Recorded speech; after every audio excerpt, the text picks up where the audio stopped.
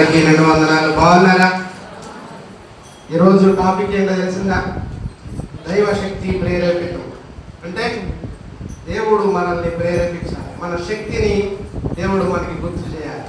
అదే దాదాపు 2 years back నేను యవనస్తుల మీటింగ్లో మాట్లాడాను. ఇదే మీటింగ్ దేని గురించి మాట్లాడాను గుర్తుందా? సరే, 2 వ్యక్తుల గురించి మాట్లాడాను. ఆ రోజు 2 వ్యక్తుల గురించి మాట్లాడాను, గుర్తుందా? సంసోను గురించి, ఆడపిల్లలకి ఒక ఆడపిల్ల గురించి చెప్పాను. ఎవరు? దీనా గురించి. దీనా మర్చిపోయారా? దీనా గురించి చదివారా? తర్వాత అన్నా చదివారా? చదవలేదా? చదవాలి. ఈరోజు మా యొక్క ముఖ్య ఉద్దేశము కానీ, ఏఈఎల్సి సంఘం ముఖ్య ఉద్దేశము కానీ దైవశక్తి ప్రేరేపితము. దేవుని శక్తి మనల్ని ప్రేరేపించాలి. ఎందుకు అంటే యవనస్తులు ఈ కాలంలో తన శక్తిని మర్చిపోతా ఉన్నారు, తన శక్తిని నిర్వీర్యము చేస్తూ ఉన్నారు. ఎందుకు అంటే నిష్ప్రయోజనానికి కానీ, అనవసర వాటికి కానీ, లేదా మత్తు పదార్థానికి అలవాటుగా కానీ శారీరక శక్తిని, ఆత్మీయ శక్తిని, మానసిక శక్తిని కోల్పోతా ఉన్నారు. ఈ వాక్యం యొక్క ముఖ్య ఉద్దేశం ఏంటంటే కొంచెం అరగంటలో ముగించడానికి ప్రయత్నం చేస్తాను. అందరికీ ప్రేమ విందు ఏర్పాటు చేయబడింది. అగ్రహారంలో ఉన్న యవనస్తులందరూ కూడా త్వరగా చర్చి ఆవరణలోకి రావాలని మనం చేస్తా ఉన్నాం. ఈ వాక్యము మీకోసమే. ఈ మైక్ ద్వారా ఎంతమంది వింటున్నా, తర్వాత ఈ వీడియో తర్వాత యూట్యూబ్లో అప్లోడ్ చేసి ఎంతమంది చూసినా అది కేవలం యవనస్తుల కోసం. కుల మత భేదాలు లేకుండా ఎవరైనా కానీ వినదగిన వాక్యం ఇది. దేవుని శక్తి ప్రేరేపితము. దేవుని శక్తి ప్రేరేపితము. మిమ్మల్ని ఎప్పుడైనా దేవుడు ప్రేరేపించాడా? సాధారణంగా చర్చెస్లో అనౌన్స్ చేస్తూ ఉంటారు, ప్రేరేపించబడిన వాళ్ళు ప్రార్థన చేయండి, ప్రేరేపించబడిన వాళ్ళు వాక్యము చదవండి, వాక్యము ఉపదేశించండి, లేదా కానుకలు ఇవ్వండి, ఏదైనా చర్చి ఉపకరణాలకి కదా. కానీ దేవుని శక్తి మిమ్మల్ని ఎప్పుడన్నా ప్రేరేపించకపోతే ఈ రోజు ఈ వాక్యము ద్వారా మిమ్మల్ని ప్రేరేపించాలని ఆశపడుతున్నాను. చదువుకున్న వాక్య భాగం నుంచి పాత నిబంధన పాఠ్య భాగం మీరేమి చదవద్దు, స్క్రీన్ మీద చూడండి, నేను చదువుతాను. జకరియా గ్రంథము 4వ అధ్యాయం 6వ వచనంలో, అప్పుడు అతడు నాతో ఇట్లనెను, జెరుబ్బాబెలునకు ప్రత్యక్షమగు యెహోవా వాక్కు ఇదే. ఈ మాటలు గుర్తుపెట్టుకోండి. శక్తి చేతనైనను బలము చేతనైనను కాక నా ఆత్మ చేతనే ఇది జరుగును. ఇక్కడ 2 పదాలు ఉన్నాయి, గమనించండి. శక్తి, బలము 2 ఒకటేనా? బలము అంటే ఏంటి? శక్తి అంటే ఏంటి? యవనస్తులు చెప్పాలి. బలం అనేది శారీరకము, ఆన్సర్. మరి శక్తి అంటే సరే, అదే ఎఫ్ఎస్సి గ్రంథంలో కూడా ఈరోజు చదువుకున్న పత్రిక పాఠ్య భాగంలో ఎఫ్ఎస్సి పత్రిక 3వ అధ్యాయం 20 వచనం 21 వచనం, మనలో కార్యసాధకమైన తన శక్తి చొప్పున, కార్యసాధకమైన మన శక్తి చొప్పున. ఈ మాట అండర్లైన్ చేసుకోండి. మనము అడుగు వాటన్నిటికంటేను, ఊహించు వాటన్నిటికంటేను అత్యధికముగా చేయ శక్తి గల దేవుని నామానికి మహిమ కలుగును గాక. కార్యసాధకము అంటే ఏంటి? ఒక పనిని మొదలు పెడితే దాన్ని సాధించకుండా ఉండడమే కార్యసాధకము. జీవితాలలో ప్రతి ఒక్కరికి ఒక గోల్ ఉండాలి, ఒక గమ్యం ఉండాలి. ఒక గమ్యం లేకుండా జీవితంలో నేను ఇది సాధించాలి, జీవితంలో నేను ఒక ఉన్నతమైన స్థానానికి వెళ్ళాలి, లేదా జీవితంలో నేను ఒక గొప్ప స్థానము అధిరోహించి ఒక ఉన్నతమైన స్థానంలో ఉండి నా జనాంగానికి నేను సేవ చేయాలి, నా ఊరికి నేను సేవ చేయాలి అనే ఆలోచన మీ హృదయాలలో నుంచి రావాలి. అంతేకాని మనం అమ్మ నాన్న స్కూల్కి పంపిస్తున్నారు, కాలేజీకి పంపిస్తున్నారు, అది పాస్ అయ్యి ఒక సర్టిఫికేట్ తెచ్చుకుంటున్నామా? ఇంగ్లీష్లో 2 పదాలు ఉన్నాయి, ఎడ్యుకేషన్ అండ్ లిటరసీ. తెలుగులో చదువు అంటారు ఒకదానిని అక్షరాస్యత అంటారు. అక్షరాస్యత అంటే నువ్వు సర్టిఫికేట్ తెచ్చుకోవడం, నీకు రాయడం చదవడం మాత్రమే నేర్పించేది అక్షరాస్యత. కానీ చదువేమో నేర్పిస్తుందంటే జీవితంలో ఒక గమ్యం నేర్చుకోవడం, జీవితంలో ఎలా ప్రవర్తించాలి, ఎవరితో ఎలా నడుచుకోవాలి, ఏ సంఘటనను మనం ఎలా ఎదుర్కోవాలి, మన గమ్యము ఎలా రీచ్ అవ్వాలి, మన గమ్యాన్ని ఎలా చేరుకోవాలనేది చదువు నేర్పిస్తుంది. ఇక్కడున్న యవనస్తులందరికీ మీరు జీవితంలో ఏదన్నా సాధించాలి అనుకున్న వాళ్ళు ఎవరైనా ఉన్నారా? ఒక ఉన్నతమైన స్థానానికి బాలు నన్ను అడిగాడు ఒకసారి, బాబాయ్ నేను బ్యాంక్ మేనేజర్ అవ్వాలంటే నేనేం చేయాలి బాబాయ్? తన గోల్ అది. మీకు అలాంటి గోల్స్ ఎంతమందికి ఉన్నాయి? అలాంటి గోల్స్ ఎంతమందికి ఉన్నాయి? అలాంటి గమ్యం ఎంతమందికి ఉంది? కార్య సాధకం చేసుకోవాలనే ఆశ మీలో ఎంతమందికి ఉంది? ఈరోజు సిగ్గుపడద్దు, ఇది దేవుని మందిరము. దేవుని మందిరం దగ్గర సిగ్గుపడితే నీ ఎవరి దగ్గర కూడా ఏమీ చెప్పుకోలేదు. నీ మనసులోని ఆలోచన దేవుని దగ్గర నిర్మోహమాటంగా అడగాలి. నేను ఈ సందర్భంగా మాస్టర్ గారు అన్నయ్య గారు నాకు చాలా ఆప్తులు, బెంజమిన్ గారు, నా కొడుకు పుట్టడానికి ముందు ఆయన ప్యారిస్లో మోతడకలో చేస్తున్నారు. అక్కడికి వెళ్ళినప్పుడు నేను నిర్మోహమాటంగా అడిగాను, నాకు బాబే కావాలి, మీరు అందరూ ప్రార్థన చేయండి, బాబే కావాలి. తర్వాత నా కొడుకు పుట్టినరోజు దానికి బెంజమిన్ మాస్టర్ గారు వచ్చారు. ఇలా బాబే కావాలని అడిగారు. నాకు ఇద్దరు కుమార్తెలు పుట్టారు, నేను కూడా ఒక కుమారుని అడగమని దేవుడు నాకు దయచేయమన్నాను కానీ, బిడ్డలు దయచేయమన్నాను కానీ కుమారుడే కావాలని నేను అడగలేదు. డాక్టర్ గారు నా సంఘానికి వచ్చి అడిగారు అని నా గురించి సాక్ష్యం ఇచ్చారు. ఎందుకు చెప్తున్నానంటే, దేవుని దగ్గర నువ్వు ఏదైనా సాధించుకోవాలి అంటే మొహమాట ఉండకూడదు. దేవుని దగ్గర సిగ్గుపడకూడదు. నువ్వు ఒక మంచి దానిని నీ జీవితంలో ఒక గమ్యం చేరుకోవాలి, ఒక కార్యం సాధించాలి అనుకుంటే దేవుని దగ్గర సిగ్గుపడకూడదు. తల్లిదండ్రులను అడుగుతారు కదా, అమ్మా నాకు ఇది కావాలి, నాన్న నాకు ఈ డ్రెస్ కావాలి, నాన్న నాకు బైక్ కావాలి. లేదా పెద్ద అయినాక ఇంకా యవనస్తులైతే నేను మొహమాటపడను. యవనస్తులైతే ఎవరైనా ప్రేమిస్తే నేను ఎంతను ప్రేమించాను, నాకు వాళ్ళు కావాలి అని అడుగుతున్నారు కదా. మరి దేవుని దగ్గర నీ గమ్యం చేరుకోవడానికి ఎప్పుడన్నా అడిగారా? మీరు అడిగితే మీ కార్య సాధక శక్తిని సిద్ధింపజేయడానికి మీరు అడిగిన దానికంటే అత్యధికముగా ఊహించని దానికంటే ఎక్కువగా ఇస్తారంట. ఈ వచనాలలో 3 పదాలు గుర్తుపెట్టుకోండి. శక్తి చేతను కాదు, బలము చేతను కాదు, దేవుని ఆత్మ చేతన మాత్రమే. దేవుని ఆత్మ చేత మాత్రమే మీ కార్యాలన్నీ సిద్ధింపజేయబడుగా. ఆ కార్యాలు సిద్ధింపజేయాలి అంటే దేవుడు మనం ఊహించిన దానికంటే అత్యధికముగా ఇవ్వగలిగిన శక్తి గల దేవుడు. ఇదంతా గుర్తుపెట్టుకోండి. నాకు చెప్పినట్టు బలము అంటే కేవలం బాహ్య ప్రపంచానికి కనిపించింది. నువ్వు శరీరం బాడీ బిల్డింగ్ చేస్తావా, నీ కండలు తిరిగి ఉన్నాయా, హీరోలు చేసినట్టు కానీ బాడీ బిల్డర్స్ చేసినట్టు కానీ, అది కేవలం నీకు చూడడానికి. శక్తి అనేది నీ అంతరంగము నుంచి వచ్చేది. ఈరోజు చదవబడిన పాత నిబంధన పాఠ్యంలో అవగాహన అంటారు, ఎఫెసీ గ్రంథంలో అంటాడు కదా, అంతరంగ పురుషుని యందు. నీలో ఒక అంతము లేని శక్తి, అనంతమైన శక్తి నీ లోపల నుంచి వచ్చింది. నీ మనసు దృఢముగా ఉండాలి. మనము ఏఎల్సి సంఘాలలో పాడుకుంటాము, వాక్య సందేశం అయిపోయిన తర్వాత మన మనసును స్థిరపరచు. దృఢమైన సంకల్పము, స్థిరమైన మనసు నీకు ఉన్నాయా లేదా? నీ ఆత్మీయ శక్తి, మానసిక శక్తి.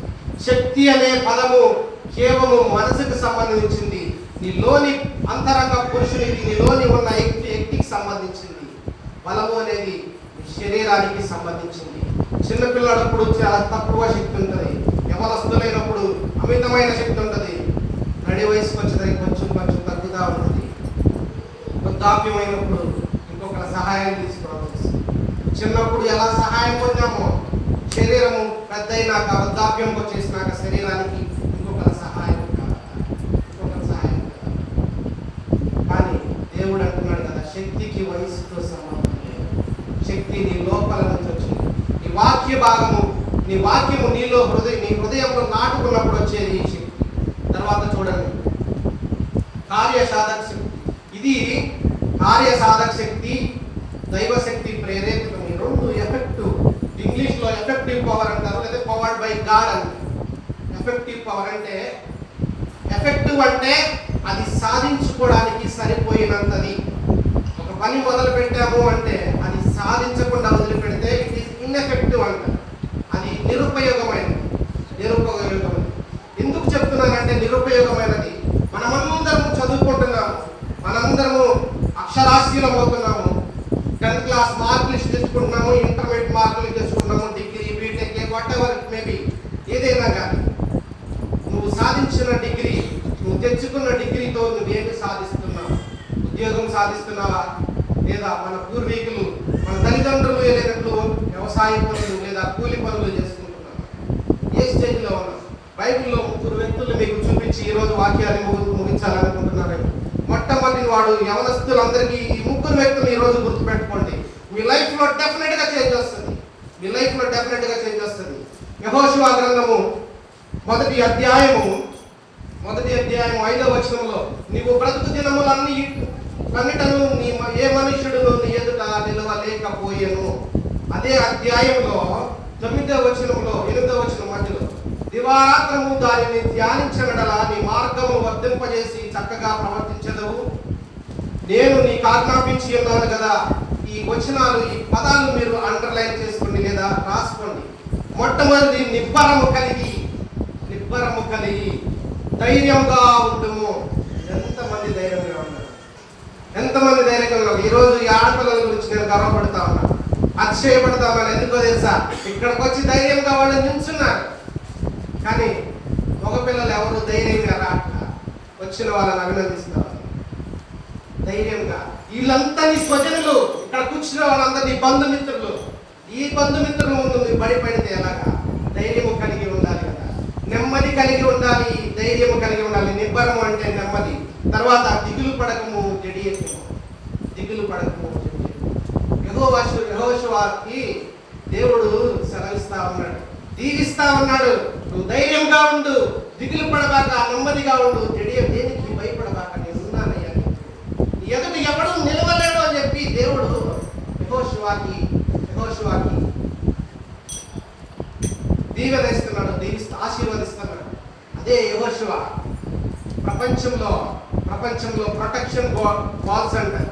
ప్రహరీ గోడలు మన ఇంటి చుట్టూ కట్టుకుంటాం సాధారణంగా. ఎరికో పట్టణానికైతే ఆ పట్టణం చుట్టూ ఉంటుంది అనమాట. చూడండి, ఎరికో గోడ ఇంచుమించు 15 అడుగులు ఎత్తు ఉంటుంది. 15 అడుగులు ఎత్తు అంటే చూడండి, మనం 5 అడుగులు 6 అడుగులు ఉంటాం కదా. 15 అడుగులు అంటే మన మీద 3 అడుగులు ఎత్తు ఉంటుంది. దాని వెడల్పు ఇంచుమించు 10 అడుగులు. దాని మీద గుర్రాలతో తిరుగుతూ ఉంటా పహారా కాస్తారంట. అలాంటి రాజ్యాన్ని యెహోషువకి దేవుడు అప్పగిస్తానంటున్నాడు. ఎలా అప్పగిస్తావు దేవుడా, ఎలా అప్పగిస్తావని ఎదురు ప్రశ్న అడగలేదు, ప్రార్థన చేశాడు. దేవుడు సూచనలు మాత్రం ఇస్తున్నాడు. దేవుడు నీకేం చేస్తాడంటే, దేవుడి పట్ల నువ్వు భయభక్తులు కలిగి ఒక మంచి మార్గంలో, సన్మార్గంలో నీవు నడుస్తున్నప్పుడు దేవుడు నీకేం చేస్తాడంటే ఇగ్నైటింగ్ థాట్స్, నీకు ఆలోచనలు రేకెత్తిస్తాడు. ఈ పనిని ఎలా చేయాలి అనేది నీకు జ్ఞానము దయచేస్తాడు. ప్రార్థన చేస్తే అద్భుతాలు జరుగుతాయి. ప్రార్థన చేస్తే కాదు, ప్రార్థనలో నడుచుకుంటే, దేవుని వాక్యానుసారం నడుచుకుంటే, నీతి నిజాయితీ కలిగి క్రమశిక్షణతో నీవు నడుచుకుంటే, దేవుడు నీ మెదడులో నీ ఆలోచనలు పుట్టిస్తూ ఉంటాడు, జ్ఞానాన్ని పుట్టిస్తూ ఉంటాడు. ఎట్లయ్యా యెహోషువ అడుగుతున్న, దేవా ఈ తండ్రిని ఎట్లా కూర్చాలి, ఈ గోడని ఎలా కూర్చాలి? ఎరికో పట్టణాన్ని నువ్వు జయిస్తానన్నావు కదా, ఇంత పెద్ద గోడ 15 అడుగులు, దాన్ని ఎక్కడానికి కూడా మాకు కాదే, కాదు. యెహోషువ గ్రంథం 6వ అధ్యాయంలో చూడండి, 6వ అధ్యాయం 1వ వచనంలో, ఆ కాలంలో ఇశ్రాయేలీయుల భయం చేత, ఎవరి భయం చేత? ఇశ్రాయేలీయుల భయం చేత ఎవడును వెలుపలికి పోకుండాను లోపలికి రాకుండాను. ఎంత పెద్ద గోడ కట్టుకున్నారంట. ఎవరంటే భయం ఉంది? ఇశ్రాయేలీయులు. ఒకప్పుడు మా తాతగారు చెప్పేవాళ్ళు, మేము ఈ ఊర్లో ఉన్నప్పుడు మా ఊరి మీదకి ఎవరన్నా మా మీదకి రావాలంటే భయం వేసేది. అగ్రహారం కుట్రాల మీదకి రావాలంటే కానీ, అగ్రహారం వాళ్ళ మీదకి రావాలంటే భయం వేసేది. ఎందుకు? వాళ్ళ తెలివితేటలు, భయం, వాళ్ళ ధైర్యం చూసి. అట్లాగే ఇశ్రాయేలీయులు చూసి, ఎందుకంటే దేవుని బిడ్డలు కాబట్టి, దేవుడు ఇశ్రాయేలీయుల పక్షంలో ఉన్నాడు కాబట్టి ఎరికో పట్టణానికి భయం పుట్టిపోయిందంట. లోపలికి ఎవడు వెళ్ళకూడదు, లోపలోడు బయటికి రాకూడదు. అందుకని పెద్ద గోడ కట్టుకున్నారంట. అదే వచనం, దాని కింద 2వ వచనం చూడండి, చూడుము నేను ఎరుకోను దాని రాజును పరాక్రమము గల శూరులను నీకు అప్పగిస్తానని చెప్తున్నాడు. పరాక్రమము గల శూరులు.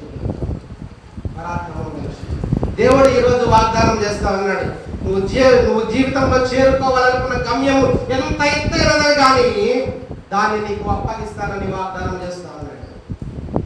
కానీ ఎప్పుడో తెలుసా, దివారాత్రము దేవుని ధ్యానించినప్పుడు, దేవుని ఆజ్ఞలను దివారాత్రము ఆజ్ఞల ప్రకారం నడుచుకున్నప్పుడు దేవుడు ఎత్తైన గోడలైనా కానీ దేవుడు వాటిని కూల్స్తాడు. ఎట్లా కూల్చాడో తెలుసా? యెహోషువ పక్కన దాదాపు 50,000 మంది సైన్యం ఉన్నప్పుడు, 50,000 మంది ఐగుప్తు చెర నుంచి తీసుకొస్తా ఉన్నప్పుడు వారిలో కొంతమంది పోయిన దాదాపు 30,000 మంది పైన యెహోషువకు తోడున్నారు. దాంట్లో 7 యాజకులు కూడా ఉన్నారు. వాళ్ళందరం తీసుకెళ్ళి ఎరికో పట్టణం చుట్టూ 7 రోజులు తిరిగి కొమ్ములతో బోర వదమని చెప్తాను. బోర బాకా వదమని. మీకు ఎప్పుడన్నా ఆర్మీ ఇది కానీ, రిపబ్లిక్ డే కానీ, ఇండిపెండెన్స్ డే సెలబ్రేషన్స్ ఎప్పుడన్నా చూసారా? మీరు ఎప్పుడన్నా చూసారా టీవీలో? లేదా యుద్ధానికి వెళ్ళబోయేటప్పుడు డ్రమ్ములు కొట్టి బాకాలు బ్యాండ్ మేళం వాయిస్తారు. ఎందుకు వాయిస్తారో తెలుసా మీకు? ఎందుకు వాయిస్తారో తెలుసా? దాన్ని బీట్ ద రిట్రీట్ అంటారు. ఆ పదాన్ని బీట్ ద రిట్రీట్ పదం గుర్తుపెట్టుకోండి, కాంపిటేటివ్ ఎగ్జామ్స్ లో కూడా ఇస్తారు మీరు. బీట్ ద రిట్రీట్ అది బైబిల్ నుంచే మొదలుపెట్టింది. ఎరికో పట్టణం దగ్గర నుంచే బీట్ ద రిట్రీట్ అనే అంశం మొదలైంది. దాని చుట్టూ కలిపి చుట్టూతా తిరుగుతా బోరలు ఊదుతా ఉంటే దాని ఫ్రీక్వెన్సీకి గోడ కూలిపోయింది. ఈరోజు ఇన్ని సంవత్సరాల తర్వాత 2000 శతాబ్దాలు 20వ శతాబ్దంలోకి వచ్చిన తర్వాత 2000 సంవత్సరాలకి తరంగ శక్తి మీకు ఫిజిక్స్ లో వస్తుంది. పౌన పుణ్యము అంటారు. ఫ్రీక్వెన్సీని మ్యాచ్ చేసినప్పుడు కూలిపోతాయి. 2000 సంవత్సరంలోనే ఇంగ్లాండ్ లో లండన్ మిలీనియం బ్రిడ్జ్ అని ఒకటి ఉంటుంది. ఆ బ్రిడ్జి మీద మార్చి చేస్తా ఉన్నారట సోల్జర్స్, సైనికులందరూ కవాత చేస్తా ఉన్నారు. అంటే ఇట్లా పద్ధతిగా నడుచుకుంటూ వెళ్తారు కదా, టాపింగ్ సౌండ్. ఆ సౌండ్ కి ఆ బ్రిడ్జ్ మొత్తం కూలిపోయింది. అమెరికాలో కూడా టొకోమో బ్రిడ్జ్ అని ఒకటి ఉంటుంది. ఆ బ్రిడ్జి అలాగే కూలిపోయింది. కానీ ఎన్నో వందల సంవత్సరాల క్రితం ఒక శబ్ద తరంగాల శక్తితో ఈరోజు మీరు వాడుతున్న సెల్ ఫోన్ తరంగాలు కానీ, ఫ్రీక్వెన్సీలు కానీ, లేదా వైఫై కానీ, ఇవన్నీ తరంగ శక్తితో నడిచేది. తరంగ శక్తితో గురించి బైబిల్లో కొన్ని వేల సంవత్సరాల క్రితం రాయబడింది. ఇప్పుడు వాటిని ఉపయోగించి ఇన్ని సెల్ ఫోన్ టెక్నాలజీ అన్నీ వచ్చినాయి కదా, మనకి కంటికి కనిపించని తరంగాలు మన చుట్టూతోనే ఉంటాయి. దేవుడు కూడా కంటికి కనిపించకుండా ఒక తరంగ శక్తిగా మనం. ఆ రోజు వాళ్ళు ఊదిన బూరల శబ్దము ఒక తరంగ శక్తిని పుట్టించింది, ఆలోచన రేకెత్తించింది. ఎరికో పట్టణము గోడను కూల్చాలంటే అసాధ్యం ఎవరికి ప్రపంచంలో, కానీ అసాధ్యమైన దానిని దేవుడు సుసాధ్యము చేసింది. దేవుని నామానికి మహిమ కలుగును గాక. యెహోషువకి దేవుడు తోడైనాడు, ఇశ్రాయేలు జనాంగము తోడైంది. కానీ ఎరికో పట్టణపు గోడను కూల్చడం అసాధ్యమైనది. కానీ దేవుడు ఒక ఆలోచన రేకెత్తించి తను ఒక మంచి సూచన ఇచ్చి నీ జీవితంలో ఎలా నడుచుకోవాలో సూచన ఇచ్చి ఆ ఎత్తైన గోడని కూల్చేసి ఆ పట్టణాన్ని జయించేలాగా చేసింది. ఆ పట్టణాన్ని జయించినాక ఒకే ఒక స్త్రీ, ఒక కుటుంబం మాత్రమే. ఎవరో చెప్పండి? రాహాబు. క్రిస్మస్ సీజన్లో ఒకసారి రాహాబు గురించి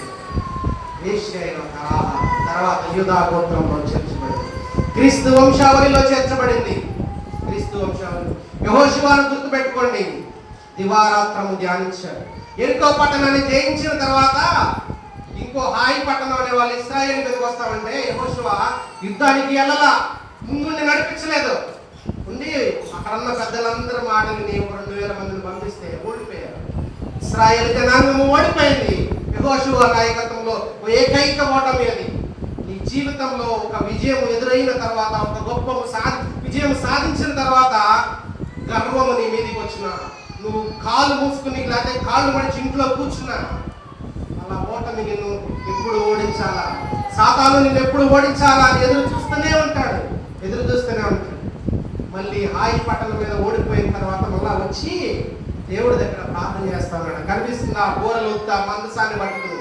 మందసం ఎందుకంటే దేవుణ్ణి తోడుగా తెచ్చుకోవడం మందసం అంటే. ఏ ప్రయాణంలో అయినా ఇది చూడండి, బెలూన్స్ కాదు, ఏ ప్రయాణంలో అయినా కానీ దేవుని తోడుగా లేకుండా, ఏ కార్యము మొదలుపెట్టినా కానీ దేవుని తోడుగా లేకుండా, దేవుని తలుచుకోకుండా చేస్తే ఆ కార్యము సిద్ధింపచేయదు. ఆ కార్యము చివరి దాకా వెళ్ళదు. దేవుడు లేకుండా నువ్వు ఎంత ప్రయత్నం చేసినా, దేవుడు అంటే ఒక మంచి మార్గము, ఒక నీతి మార్గము, ఒక మంచి నీతి నిజాయితీ కలిగిన మార్గము దేవుని మార్గము. అంటే దేవుని విడిచిపెడుతున్నాము అంటే చెడు మార్గంలో ఎంత ప్రయత్నం చేసినా నువ్వు ఆ గమ్యాన్ని చేరుకోలేవు.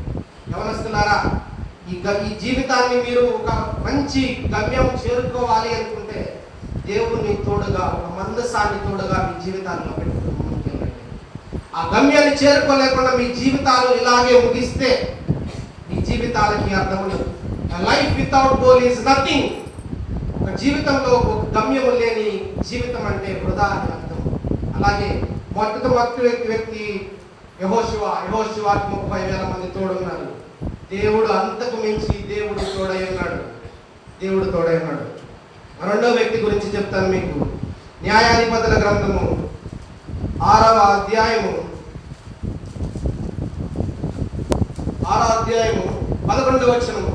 అప్పుడు యెహోవా దూత వచ్చి అబీయజ్రీయుడైన యోవాషుకు కలిగిన ఒఫ్రాలోని మస్తకి వృక్షము కింద కూర్చుండెను. యోవాషు కుమారుడైన గిద్యోను మిద్యానీయులకు మరుగై ఉండున్నట్లు. ఈ పదము మీరు రాసుకోవాలి. మరుగై ఉండున్నట్లు. మరుగై ఉండడం అంటే ఎట్లా? ఇక్కడ చూడండి, అక్కడ ఒక మస్తకి వృక్షం ఉంది. ఆ మస్తకి వృక్షం చాటున ఉన్నాడు గిద్యోను. మస్తకి వృక్షం చాటున ఉన్నాడు. ఎవరికి కనిపించకుండా? జనాలందరికీ కనిపించకుండా. ఇశ్రాయేలు జనాంగం మీదకి మళ్ళా మిద్యానీయులు వస్తున్నారంట. శత్రువులు మళ్ళీ దాడి చేయడానికి వస్తుంటే గిద్యోను ఎక్కడ దాక్కున్నాడు? మస్తకి వృక్షం చుట్టూ దాక్కున్నాడు. దేవుడు పిలుస్తా ఉన్నాడు. దేవుడు పిలుస్తా ఉంటే ఏమని పిలుస్తున్నాడు చూడండి. ఒక్కసారి చూడండి. పరాక్రమం గల బలాఢ్యుడా, యెహోవా నీకు తోడై ఉన్నాడు. పరాక్రమం గల బలాఢ్యుడు ఎక్కడ ఉన్నాడండి? మనం గొలియాతు గురించి చెప్పుకుంటాం కదా. గొలియాతు ఎక్కడ ఉన్నాడు? ఫిలిస్తీన్లకు ముందుగా నడుచున్నాడు. పరాక్రమం గల, దాదాపు ఫిలిస్తీన్లు ఈ రోజు కూడా వాళ్ళ శరీర దారుఢ్యం చాలా పెద్దది. ప్రపంచ బాక్సింగ్ లో క్యూబా ఒకటి, ఫిలిప్పైన్స్ ఒకటి. ఈ రోజు కూడా ఆ దేశం నుంచి బాక్సింగ్ కి ఛాంపియన్స్ పెట్టింది పేరు. చాలా శరీర దారుఢ్యం బాగా గట్టిగా ఉంటారు, బలము కలిగిన వారు. పరాక్రమం గల బలాఢ్యుడు చెట్టు చాటు నుండి దాక్కుంటున్నాడట. కానీ నీకున్న పరిస్థితిని బట్టి నువ్వు ఎక్కడైనా దాక్కుంటున్నావా? లేదా నీకున్న ఆర్థిక పరిస్థితులు కానీ సామాజిక పరిస్థితులను బట్టి కానీ నువ్వు దాక్కుంటున్నావేమో. ఒక్కసారి ఈరోజు గిద్యోను ద్వారా పిలుస్తా ఉన్నాడు. మిద్యానీయులను జయించాలి. పరాక్రమము గల బలాఢ్యుడా, నేను నీకు తోడై ఉన్నాను. ఈరోజు మీ అందరితో కూడా దేవుడు అదే మాట చెప్తున్నాడు. మనందరితో కూడా పరాక్రమము గల బలాఢ్యుడా, దేవుడు మీకు తోడై ఉన్నాడు అని పిలుస్తా ఉన్నాడు. అప్పటికి కూడా గిద్యోను నమ్మలేదు. దేవుడు నాకు తోడై ఉన్నారని చెప్తున్నాడు కదా. మిద్యానీయులను గెలిపించడానికి, మిద్యానీయులను ఓడించడానికి నా శక్తి బలము సరిపోయిందని రుజువు అడుగుతున్నాడు. రుజువు చేయకముందు మళ్ళా ఒక మాట అంటున్నాడు. 15వ అధ్యాయము చివరిలో, చిత్తము నా ఏలినవాడా, దేని సహాయం చేత నేను ఇశ్రాయేలును రక్షింపగలను? నా కుటుంబము మనుష్య గోత్రంలో ఎన్నిక లేనిదే. ఈ పదము మీరు జీవితంలో గుర్తుపెట్టుకోండి. ఎన్నిక లేనిదే అంటే దేనికి పనికిరానిదే. ఇశ్రాయేలు గోత్రంలో చిట్ట చివరి గోత్రమైన మనుష్య గోత్రం నుంచి వచ్చిన వాడు గిద్యోను. మీరు కూడా ఈరోజు మనందరం కూడా దళిత కుటుంబాలకి, ఎస్సీ కులానికి చెందిన వాళ్ళమే ఉంటాం. ఈ సమాజంలో వర్ణ వ్యవస్థను బట్టి, క్యాస్ట్ సిస్టమ్ను బట్టి ఈ కులం అనేది ఈ చిన్న బాగా తక్కువ కులమేమో అని ఈ లోకంలో పరిగణిస్తుందేమో.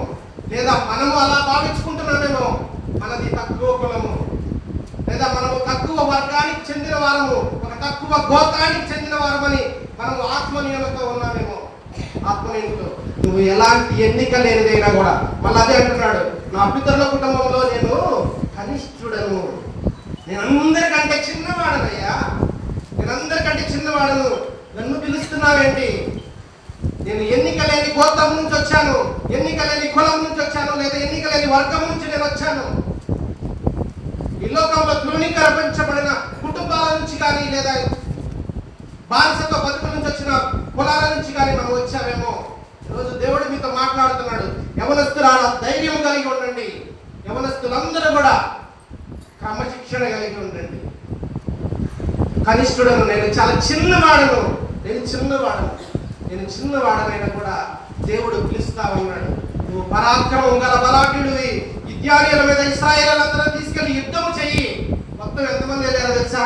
ఇక్కడ ఒక నంబర్స్ ఉంది. ఆ నంబర్స్ ఏంటో గెస్ చేస్తారా? 32,000, 10,000, 300. దేవుని మాట విని 32,000 మందిని తీసుకెళ్ళాడట ఇశ్రాయేలీయులందరినీ. ఎవరి మీదకి? గిద్యోనీయుల మీదకి 32,000 మందిని తీసుకెళ్ళాడట.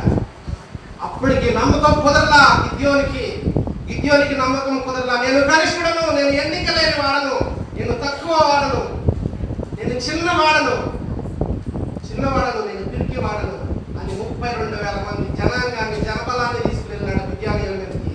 అప్పుడు దేవుడు అంటున్నాడు కదా, వాళ్ళందరూ అవసరం లేదు, భయంతో ఉన్న వాళ్ళందరూ వెనకెళ్ళిపోమని చెప్పు అన్నాడు. భయంతో ఉన్న వాళ్ళందరూ వెనకెళ్ళిపోండి. 32,000 మందిలో మీకు ఎవరికైతే గిద్యోనీయుల మీద యుద్ధం చేయడానికి భయం వేస్తుందో మీరు అందరూ వెనకెళ్ళిపోమంటే దాదాపు 22,000 మంది వెళ్ళిపోయారు. 22,000 మంది వెళ్ళిపోతే ఎంతమంది మిగిలారు? 10,000 మంది మిగిలారు. ఆ 10,000 మంది కూడా కాదు, కొంచెం ముందుకెళ్ళి అక్కడ నీళ్లు తాగడానికి ఒక నీరు పాయ వస్తుంది, ఆ నీరు తాగమని చెప్పండి వాళ్ళకి అని ఒక దేవుడు పరీక్ష పెడుతున్నాడు. ఎవరైతే దోశలతో తీసుకుని నీళ్లు తాగుతారో వాళ్ళ మాత్రమే నువ్వు ఎన్నిక చేసుకో, వాళ్ళ మాత్రమే ఒక సోల్జర్స్ గా నువ్వు వాళ్ళు ఎన్నుకో. ఒక పరీక్ష పెడతా ఉన్నాడు.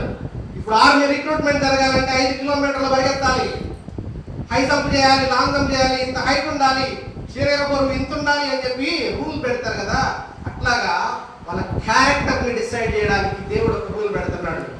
కుక్క గతికినట్టు ఎవరైతే తలకాయ వచ్చి నీళ్లు తాగుతారో చేతులతో తీసుకోకుండా వాళ్ళందరినీ వెనక్కి పంపించేయాలి. మళ్ళా పంపించేశాడు. మొత్తాన్ని 9,000 డబ్బులు పంపిస్తే కేవలం 300 మందినే వచ్చాడు.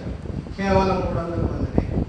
300 మందితో అసంఖ్యాకమైన మిద్యానీయుల మీద యుద్ధం చేయడానికి మిడతల దండలే ఉందంట. చూడండి మిద్యానీయులు ఎలా ఉన్నారో, ఆ చివరి దాకా ఎలా ఉందో. మిద్యానీయుల మీద యుద్ధం చేయాలంటే మిడతల దండలే ఉందంట. మిద్యానీయులు లెక్కకు మించి ఉన్నారు. 300 మంది నీ దగ్గర ఉన్నారు. ఆ 300 మందితో నేను గెలిపిస్తాను దేవుడు అంటున్నాడు గిద్యోనుతో. యెహోషువకి 32,000 మంది పైన తోడున్నారు. గిద్యోనికి కేవలం 300 మంది తోడే ఉన్నారు. 300 మంది తోడు ఉన్నారు.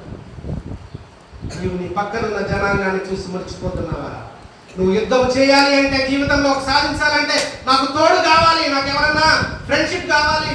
నేను ఒకటి సాధించాలి అనుకుంటే నేను ఒంటరిగా వెళ్ళలేనని భయపడుతున్నావేమో. ఈరోజు దేవుడు నీతో మాట్లాడుతూ ఉన్నాడు.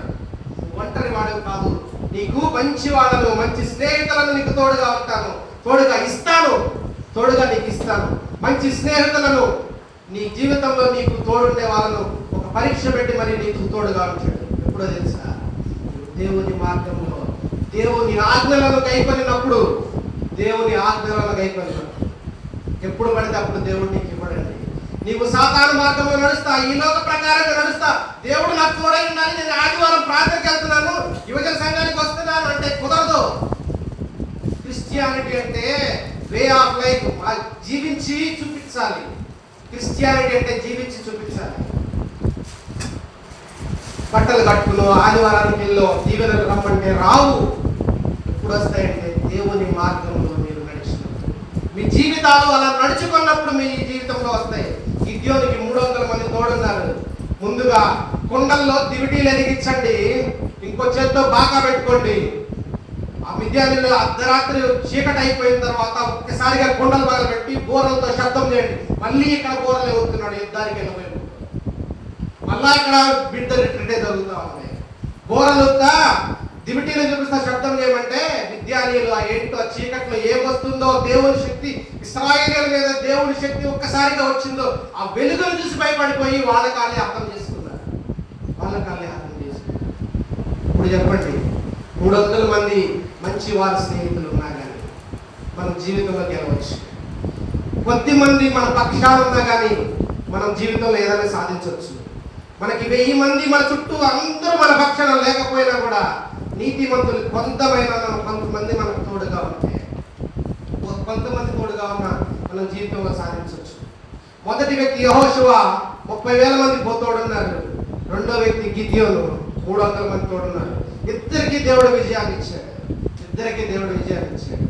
గొప్ప ఆలోచన శక్తి, తన సూచనలను వాళ్ళ మెదడులో ఉంచాడు.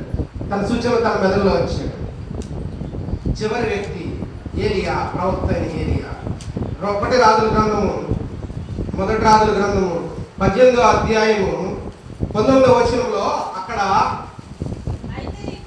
అయితే ఇప్పుడు ఇశ్రాయేలు వారందరినీ యెజెబెలు పోషించుతున్న బయలుదేర ప్రవక్తలు 450 మంది, ఆషేరు దేవత ప్రవక్తలైన 400 మందిని ఆ యొద్దకు కర్మేలు పర్వతము మీదకు అక్కడికి వెళ్ళినాక ఎవరు నిజమైన దేవుడు అని ఒక కాంపిటీషన్ పెట్టుకున్నారు. ఒక్కడే ఉన్నాడు. అటువైపు 450 మంది ఉన్నారు. 450 మంది మొత్తం కలిపి 900 మంది ఉంటే దాంట్లో మళ్ళీ సెలెక్ట్ చేసి 450 మందిని నిజ నిరూపణకి, నిజమైన దేవుడు ఎవరు అని నిరూపించడానికి ఆ కర్మేలు పర్వతం మీదకి తీసుకెళ్ళాడు. అక్కడ ఎద్దులు బలిస్తా ఉన్నారు. ముందు ఏలియా వాళ్ళకి అవకాశం ఇచ్చాడు. మీరు నిరూపించుకోండి, మీరు ఎక్కువ మంది ఉన్నారు కదా, నేను ఒక్కడే ఉన్నాను, మీరు నిరూపించుకోండి, మీ దేవుడు నిజమైన వాడిని నిరూపించుకోండి. అక్కడ ఏంటంటే, నేను ఎందుకు చెప్తున్నాను ఒక్కడే ఉన్నాడు అని ఎందుకు చెప్తున్నాను తెలుసా? నీ జీవితంలో నువ్వు ఒక్కడివే కావచ్చు, నీ జీవితంలో నువ్వు ఒంటరి వాడివే కావచ్చు, నీ బంధుమిత్రులు, నీ స్నేహితులు, నీ రక్త సంబంధికులు, నీ వర్గీయులు ఎవరు నీతో పాటు రాకపోవచ్చు.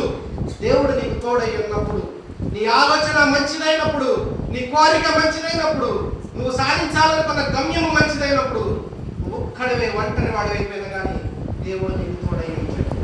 అవతల ఆ బయలుదేవత ఆరాధికులంతా రక్తము కారేలాగా శరీరాన్ని కోసుకుంటున్నారు. కానీ బయలుదేవత నిద్రపోతుందో ఏమో కూడా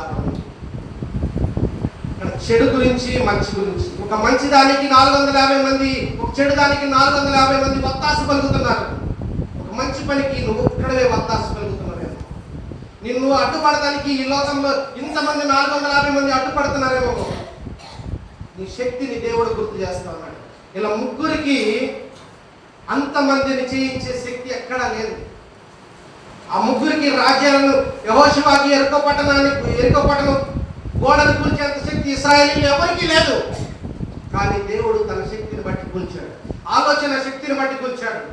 సైన్స్ ప్రకారం ప్రూవ్ అయింది. ఇప్పటికీ కూలిపోయిన ఎరికో గోడలు అంతే ఉన్నాయి. ఎరికో పట్టణం అంతే ఉన్నాయి.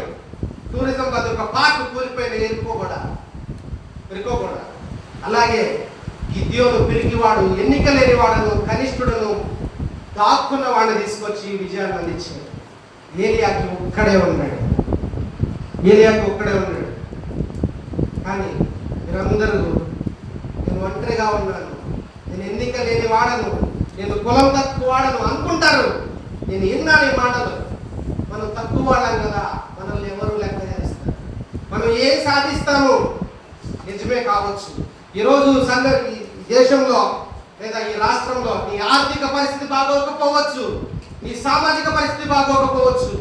కానీ రాజ్యాంగం ద్వారా మనకి కొన్ని హక్కులు కల్పించబడ్డాయి. డాక్టర్ బిఆర్ అంబేద్కర్ గారు దేవుని ఆలోచన బట్టి రాజ్యాంగంలో నీకు మత స్వేచ్ఛ ఇవ్వబడింది, చదువుకునే శక్తి ఇవ్వబడింది, చదువుకునే హక్కు నీకు ఇవ్వబడింది. చదువు మాత్రమే నీ జీవితాన్ని మారుస్తుంది. ఇందాక చెప్పినట్టు నువ్వు అక్షరాస్యుడు అయితే నీకు సర్టిఫికెట్ వస్తుంది. నువ్వు అక్షరాస్యుడు అయితే చదవగలుగుతావు, రాయగలుగుతావు, అంతవరకే. నీకు చదువు ఏమి ఇవ్వాలి అంటే, నీ చదువు నిన్ను ఒక ఉన్నతమైన గమ్యస్థానానికి తీసుకెళ్ళాలి. చదువు నిన్ను ఉన్నతమైన స్థానంలో నిన్ను కూర్చోబెట్టి నలుగురికి ఆశీర్వాదకరంగా నిన్ను ఉంచాలి. ఆ స్థానంలో నువ్వు ఉండాలి అంటే దేవుని మార్గంలో, దేవుని ఆజ్ఞలను బట్టి నువ్వు నడుచుకోవాలి. దేవుని ఆజ్ఞలు అంటే నీతి, నిజాయితీ, క్రమశిక్షణ కలిగి నడుచుకోవాలి. ఈ పోస్టర్ చూడండి, మీరందరూ కూడా అక్కడ యెహోషువ ఒక్కడే, గిద్యోను ఒక్కడే, ఏలియా ఒక్కడే. వాళ్ళకి కొంతమంది తోడు ఉండొచ్చు, తోడు ఉండకపోవచ్చు, కానీ వాళ్ళ శరీరాలు బాగున్నాయి. ఈ పోస్టర్ ఎందుకు చూపిస్తున్నానండి యవనస్తులారా, మీరు గమనించండి. చదువు ఒక్కటే కాదు, మనం సాధించాలనుకుంటే దేంట్లో సాధించవచ్చు. వాళ్ళందరూ వికలాంగులు. ఒక ఒకరికి చెయ్యి బాగోదు, ఒకరికి కాలు బాగోదు, ఒకళ్ళు అవిటి వాళ్ళు, ఒకళ్ళు వికలాంగులు, సరిగా చూడలేని వాళ్ళు, అంగవైకల్యంతో పుట్టిన వాళ్ళు, వాళ్ళని స్పెషల్ చైల్డ్ అంటారు. ఇప్పుడు దివ్యాంగులు అని చేర్చారు ఆ పదాలు. శరీర భాగాలు అన్నీ మనకి ఇచ్చాడు దేవుడు, మంచి జ్ఞానాన్ని ఇచ్చాడు, కానీ జీవితంలో ఏమీ సాధించలేకపోతున్నాం. వాళ్ళందరూ ప్యారిస్ లో జరిగిన పారా ఒలింపిక్స్ లో మెడల్స్ తీసుకొచ్చారు భారతదేశానికి. కాళ్ళు లేని వాళ్ళు బ్లేడ్ పెట్టుకుని బ్లేడ్ రన్నర్ అంటారు, ఒక ఆర్టిఫిషియల్ ఫుట్ పెట్టుకుని పరిగెత్తారు. ఒక అబ్బాయి అయితే ఒంటి కాలు మీద పరిగెత్తి హై జంప్ చేశాడు, అవయాలు లేదు. ఒక మరుగుజ్జు అతను, పొట్టి అతను, చాలా పొట్టి, 3 అడుగులు 3.5 అడుగులు, జావలిన్ త్రోయిశ్రీ ఇండియాకి సిల్వర్ మెడల్ తెచ్చాడు. మరి అన్ని అవయవాలు బాగున్నాయి. మనల్ని దేవుడు ఇంత అందంగా సృష్టించాడు కదా, మనం జీవితంలో ఏది సాధించాలి? వారి సంకల్పము గొప్పది, నేను జీవితంలో సాధించాలి, నా శక్తి అనంతము అని నమ్మాలి. ఎందుకు అంటే మనల్ని సృష్టించిన వాడు నిజమైన దేవుడు కాదు. మనం సృష్టించిన వారికి తెలుసు. అంగవైకల్యం కలిగిన వాళ్ళేమో పథకాలు సాధించి ఉన్నతమైన స్థానానికి వెళ్తున్నారు. శరీరాలు బాగున్న వాళ్ళను ఇలాగే నిర్జీవముగా అందరితో పాటే ఏదో సాదాచీదా జీవితం గడిపేసి మన జీవితాన్ని వృధా చేస్తున్నాం.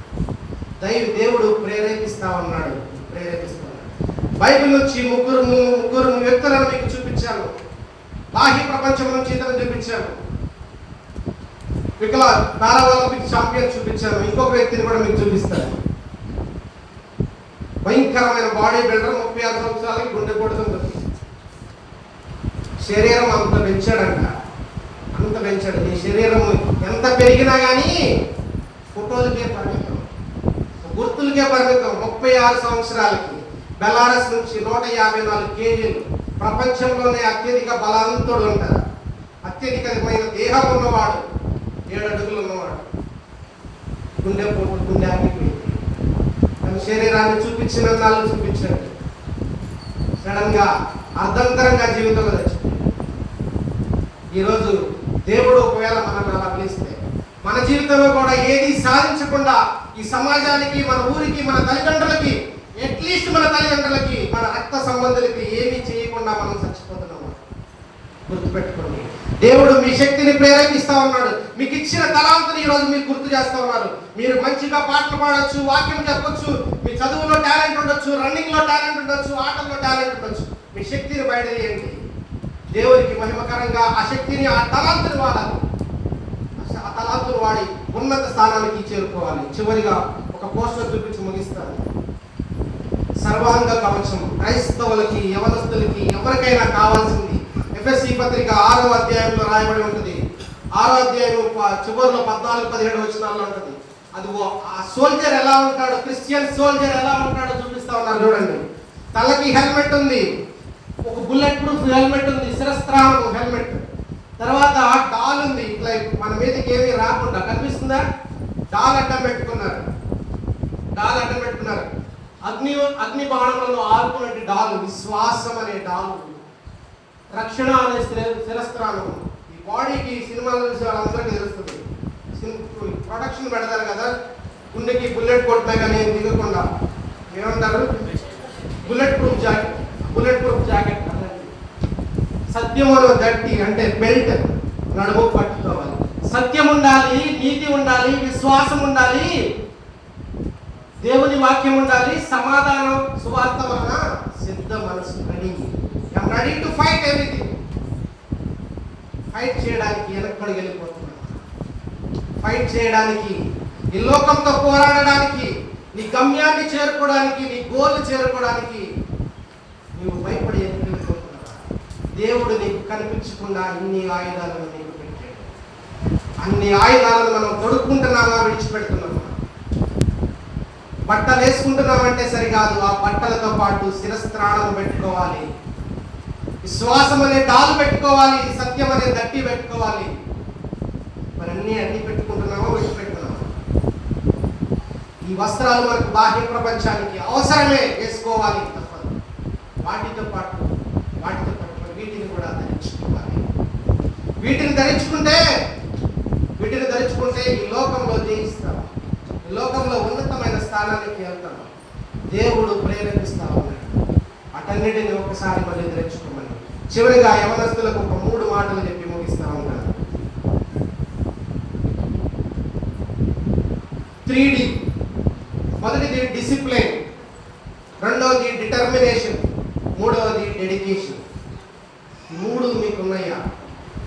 డిసిప్లిన్ అంటే క్రమశిక్షణ, డిటర్మినేషన్ అంటే కృత నిశ్చయం, నేను ఇది సాధించాలి.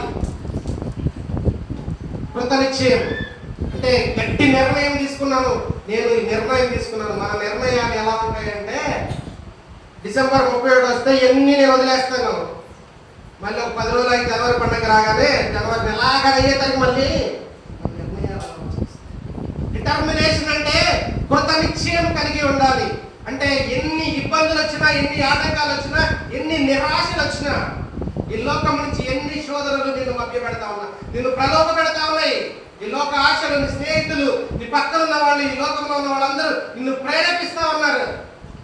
ఈ లోకము బాగుంటుంది రా, ఎంజాయ్ చేద్దాం, ఈ లోకము బాగుంటుంది రా, ఎంజాయ్ చేద్దాం, నిన్ను ప్రేరేపిస్తా ఉన్నారు.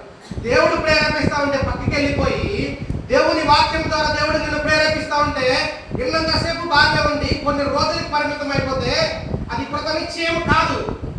It is not a determination. అది డిటర్మినేషన్ కాదు. డిటర్మినేషన్ అంటే ఒకసారి నిర్ణయం తీసుకుంటే ఆ నిర్ణయానికి ప్రాణం పోయేదాకా కట్టుబడి ఉండాలి. ఎన్ని ఆపదలు వచ్చినా, ఎన్ని శోధనలు వచ్చినా, ఎన్ని ఆటంకాలు వచ్చినా, ఎంతమంది ప్రలోభ పెట్టినా, ఎంతమంది నిరాశ. మూడోది డెడికేషన్, అంకిత భావం, పని పట్ల అంకిత భావం. శ్రద్ధగా పనిచేయవాడు ఏలు పని చేయడు. సామెతల గ్రంథంలో రాయబడింది. శ్రద్ధగా పనిచేయాలి, అంకిత భావంతో పనిచేయాలి. చదువుతున్నాము అంటే పాస్ అవ్వడానికి చదువుతున్నావా, జీవితంలో ఏదైనా సాధించడానికి చదువుతున్నావా? పాస్ అయ్యి సర్టిఫికెట్ తెచ్చుకోవడానికి చదువుతున్నామా, లేదా నీ ఉద్యోగం సాధించడానికి, నువ్వు జీవితంలో స్థిరపడడానికి చదువుతున్నావా? నువ్వు ఉద్యోగం సాధిస్తే, నువ్వు ఒక గొప్ప స్థానానికి వెళ్తే, నువ్వు ఒక ఇంజనీర్ అయితే, ఇప్పుడు శ్యామన్నయ్య ఉన్నారు, తన దగ్గరికి ఆయన ఒక ప్రొఫెసర్, తన దగ్గరికి ఎంతో మంది మేము అగ్రకులస్థలము, మేము అగ్రవర్ణాల వారము, మేము ఆస్తిపరమైన వచ్చిన వాళ్ళు కూడా అన్నయ్య ముందు చేతులు కట్టుకుని వచ్చేవారు. ఆయన చెప్పే మాట వినాలి. ఎందుకు అంటే ఆ చదువు ద్వారా ఆయన సాధించాడు కాబట్టి.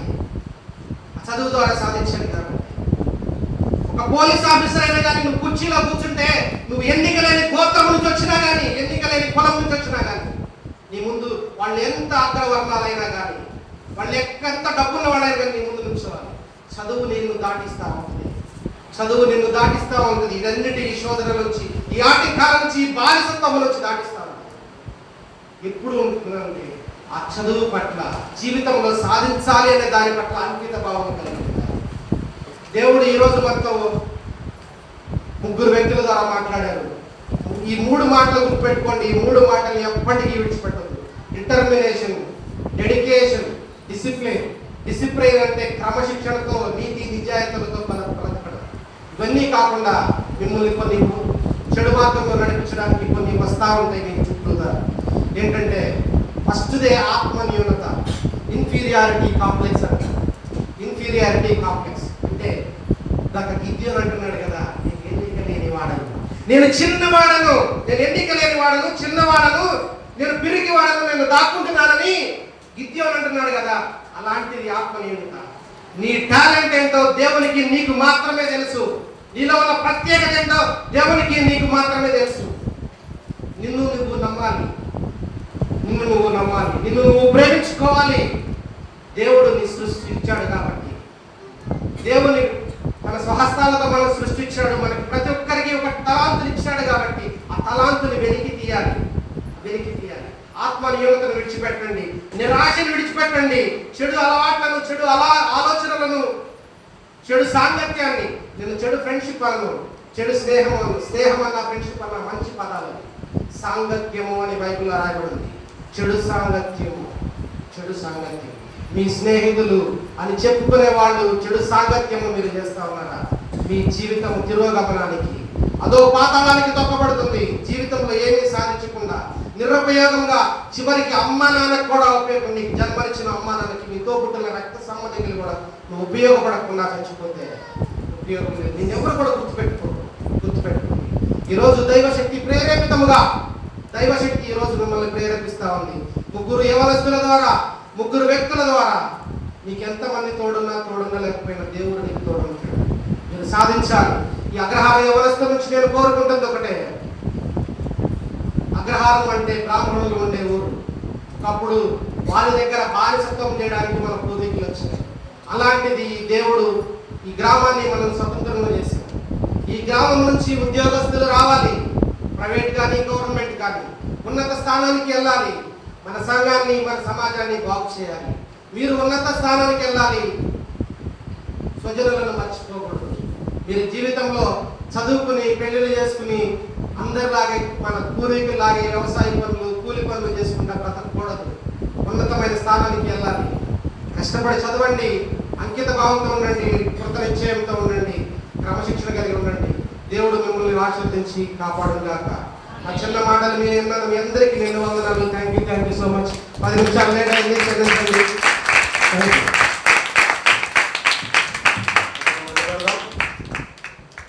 సమస్త జ్ఞానంలో కూర్చున్న దేవుని పాదాలను క్రీస్తులను మీరు తలపులకు కావాలి కాక. దేవా